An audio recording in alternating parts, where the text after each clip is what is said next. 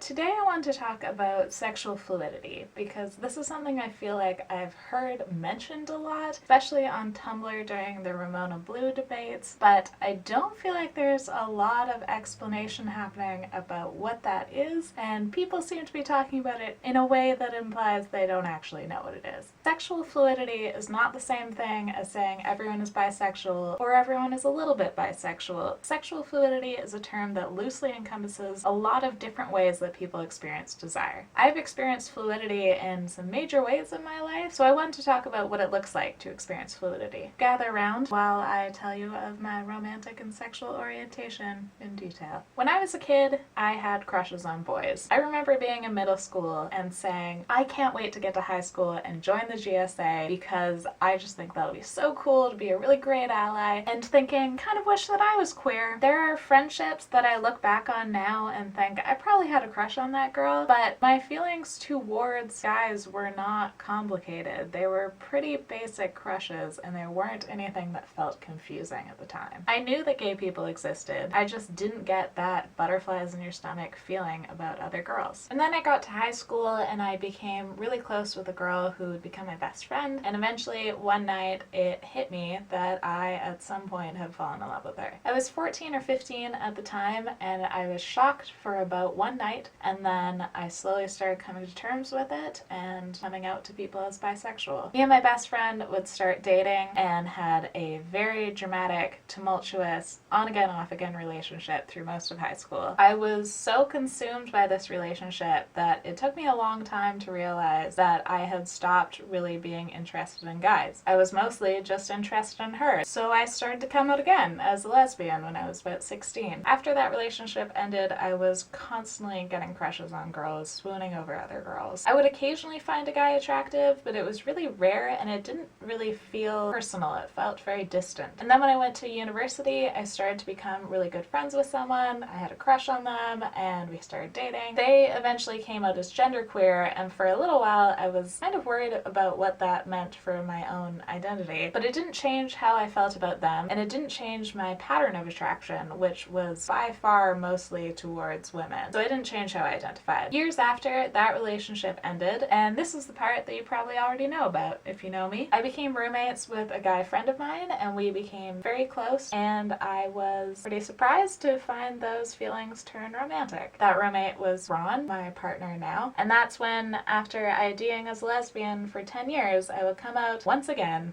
as bisexual. When I first started having feelings for my best friend in high school, and when I first started having romantic feelings towards a guy more than 10 years later, those both felt completely random. It felt like I had no idea what my romantic orientation was. Like there was no pattern there. Like I thought I knew who I was, and then I just seemed to have randomly taken a left turn, and I hadn't been warned at all. But what looked like completely unrelated events now make total sense to me now that I know more about sexual fluidity. Different people have different capacities for fluidity. For some people, their pattern of attraction doesn't really change over time, and for some people it shifts pretty dramatically and sometimes many times. One aspect to fluidity is person-based attraction, and that's something that really speaks to me. It's as if this operates in a completely different system than my usual experience of attraction. Generally, I'll just see a woman and say, oh my god, she's gorgeous, I'm attracted to her, and it's simple and it's instantaneous and it feels very just biological, like a body experience. I can also get crushes on girls from absolutely nothing, and that has been pretty consistent since I was about 15. It's almost entirely towards women, which is to say, at least according to Lisa Diamond in her book Sexual Fluidity, that is my sexual orientation. It's my basic biological response, and it has very little to do with what my environment is. Sexual fluidity is a way to describe how your desire responds to changes in environment. So for some people, if you go to a school or a workplace that is mostly one gender, you might start experiencing more attraction to that gender than you would in a mixed gender environment. For other people who have lower degrees of fluidity or who don't experience fluidity, it doesn't really affect how they experience desire. In my life, I've realized that regardless of my sexual orientation, I can experience romantic attraction that grows out of intimate friendships. My experience experience of falling for my high school girlfriend and my current partner were remarkably similar. They both developed out of an intimate friendship. They both seemed to contradict my orientation. And when I first fell for either of them, my attraction followed a clear pattern. Intimacy to romantic attraction to sexual attraction. There was no way to speed through or skip that process. I had to come to terms with it while it was happening. When I first fell for my best friend in high school, I knew I was in love with her, but I couldn't imagine kissing her. And that was something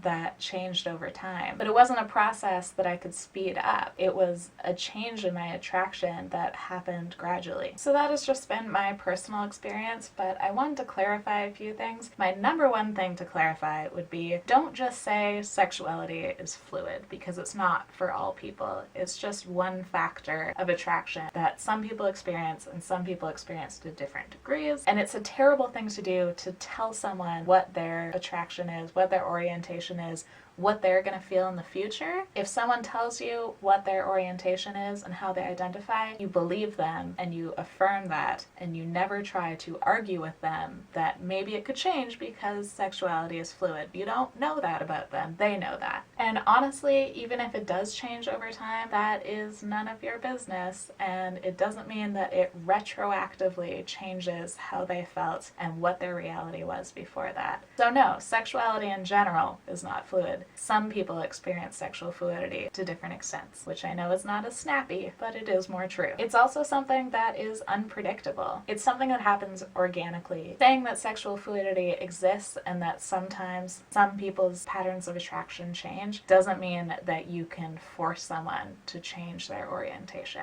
That is not the equivalent. The takeaway really is that sexual and romantic attraction is a huge, complex, multifaceted topic. And I highly recommend reading Sexual Fluidity by Lisa Diamond if you're interested in this, even though I will warn that it is pretty cis-sexist. I'll link my review down below for more. Let me know what your thoughts are about this, because I hear a lot of people say sexual fluidity, but I don't really see it discussed, which is partly why it was so confusing and upsetting when it happened to me. I think this is an important topic to discuss because it can really help people who are experiencing complex, shifting patterns of attraction and let them know that you're not alone and there's nothing wrong with you, which I think we all know is a really important thing to hear, especially when you're feeling really vulnerable and afraid, which is definitely how I felt both times when I experienced sexual fluidity in a major way in my life. So that's all for now, but let me know your thoughts in the comments, and thank you for watching.